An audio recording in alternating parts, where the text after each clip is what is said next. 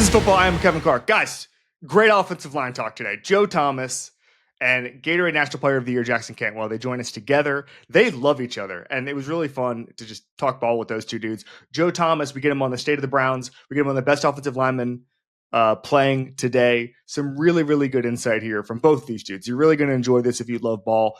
This is Football is presented by Manscaped. Upgrade your grooming routine with products built for modern men, now available at Walmart. Ladies and gentlemen, Joe Thomas and Jackson Cantwell. All right, joined now by Jackson Cantwell and Joe Thomas. Here are the stats for Jackson Cantwell, who is now the Gatorade National Player of the Year. 400 plus pancakes in his high school career, over 105 pancakes through just 9 games this year, and he's with Joe Thomas. How you doing, boys? Doing great. Never been better. Yeah, I bet. Jackson, let's start with you, buddy. You got this surprise from Joe Thomas, one of obviously the greatest offensive linemen in the history of the sport. Tell me what happened and just how surreal this is.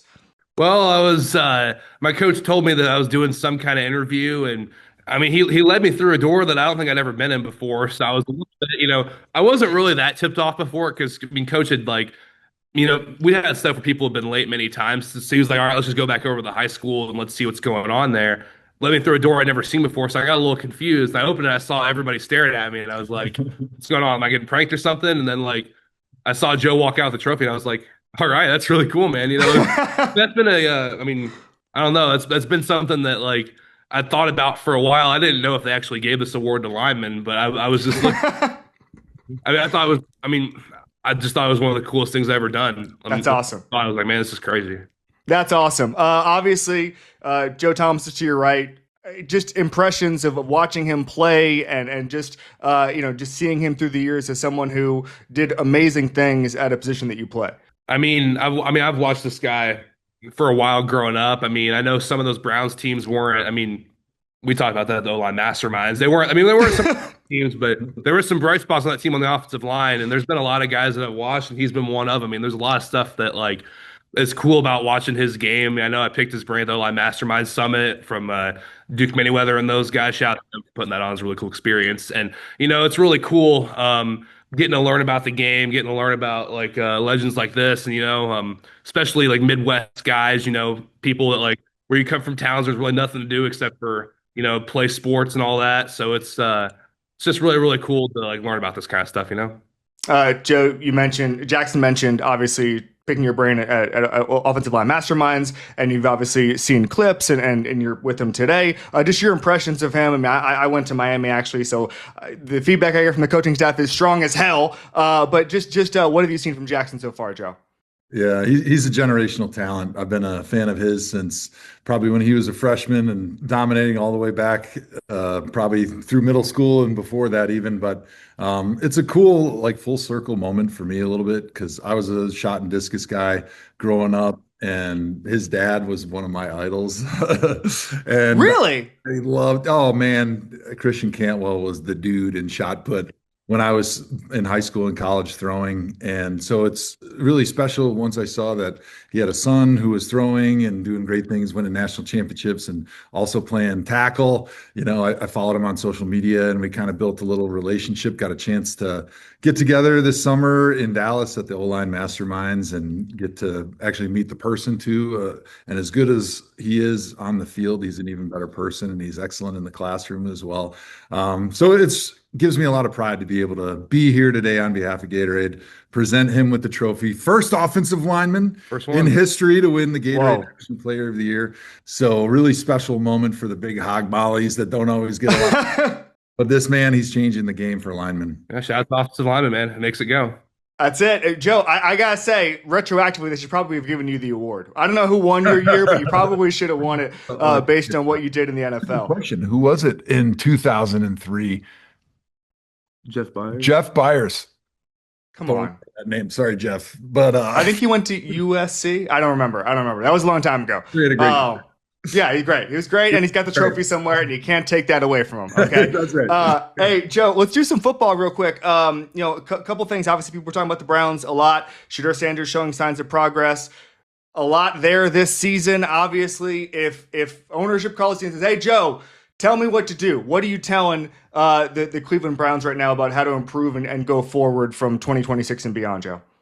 Well, I think they made the right move this week, naming Shedeur Sanders the starter the rest of the way. That was kind of the no-brainer move. But really, when you look forward for the rest of the season, these next 4 games for them are probably the most important 4 games this franchise has had in 20 years. There's nothing on the line from a playoff standpoint, but these 4 games will determine if Shedeur Sanders is the franchise guy and they build around him in the draft next year, or if they feel like he's not their franchise quarterback. And the 2 first-round draft choices that they have in the draft in the spring are going to be used somehow, some way on a quarterback. So what Shedeur does in these next 4 games, if he continues to show consistent growth, big playmaking ability, that leadership that we saw last week, like I think that they might say, hey, we want to give this guy a shot. We want to find another couple weapons to put around him. We want to find a tackle in the draft to help protect him. And we want to give him every opportunity to be the franchise guy moving forward. And that starts next season as well. So these next 4 games are so pivotal for a franchise that's already out of the playoffs. Yeah, what bar does he have to clear for you to see it and just say, okay, this is what I wanted to see from Shedeur? Yeah, so I just want to continue to see that growth. And really, for him, he's making the big plays right now. And so now he's just got to minimize the negative plays, right? So the bad throws that he's making occasionally, the bad decisions, when you can kind of eliminate those, all of a sudden, he had over 300 yards passing last week and had a chance to put him in position to win the game. Like, you don't make any of those negative plays, and that's like a Pro Bowl worthy performance. And so for him, it's just all about building that experience, taking those little baby steps, getting 1% better every single day. And if you continue to see that the rest of the season, I'll be a believer. Question for both of you guys. I'll start with Jackson. Who is the best offensive lineman in football right now? Man, that's a good question, honestly. I mean, there's a lot of guys that have been playing some really good football this year. I mean, I know I've watched a lot of, I know Penei Sewell's been pretty good. Yeah. I've watched some Darnell Wright's been an up-and-comer that's been really, really good this year. I mean, Quentin Nelson's always been one of those guys that's been up there. It's hard to pick one. There's a lot of guys doing a lot of great things in the NFL this year. And I just love watching the film breakdowns and watching those clips because there's a lot you can take from each guy because there are some of these guys that are doing some really, really good stuff. Joe, same question. Yeah, I love Penei Sewell. Watching him, he's a mauler. He's got great technique. He's so light on his feet. He's like a ballerina out there. Yeah. His feet in the ground, and is just awesome watching the guy that is that size, that's that athletic, that dominant, finishes to the whistle. He just plays the game the right way. All right, Joe, we do something with everybody called Badasses. Badass Wall. It'll go up here. Badass Wall is brought to you by Manscaped. Step up your grooming game with the precision tools that make you look sharp and feel confident. Available at Target. Who's your badass, Joe Thomas? I would say Alex Mack. I was just in Las Vegas last night. He was being inducted in the College Football Hall of Fame. And I always think of Alex as if the Cleveland Browns, unfortunately, were in a humongous train wreck and we all died except for one guy. Alex Mack would walk away because he's the guy you can't kill. You can't wear him out. He never gets tired. He runs 100 yards on every single play, and he's the last guy that ever leaves the facility. He's the first guy there. He's the guy that no matter how big the pile is on top of him, getting up and getting back to the huddle. He's like the superhuman that God created to go play center in the NFL. One more for you before we go, Joe. We do something called one rep back. You get to redo any play of your career. You did not make many mistakes, but you get to redo one play of your career. Do it better, do it different. What are you doing, Joe?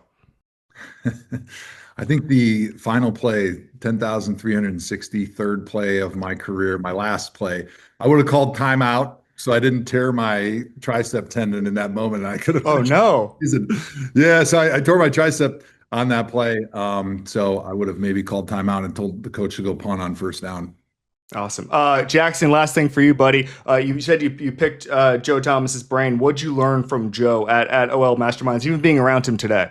Well, I know a few things I took from him. I mean, as far as like getting in your set, one thing that helped me, get out of my set a lot quicker is, feeling my toe in the ground on my front foot and being able to really get back off there, timing the snap count as well. It's something I've gotten a lot better at this year is being able to, get off the ball really quickly using that. And something I use whenever it was third and long, whenever the whole stadium knows it's passed, doesn't really matter like how you set up. So I would sometimes even, rotate my hand in a little bit so I could gather a little bit quicker and stay square as I was setting a wider technique, which I didn't play as many wider techniques this year, but whenever I did, that helped me a little bit as far as getting back there so I could use pretty much all of my sets and stay square.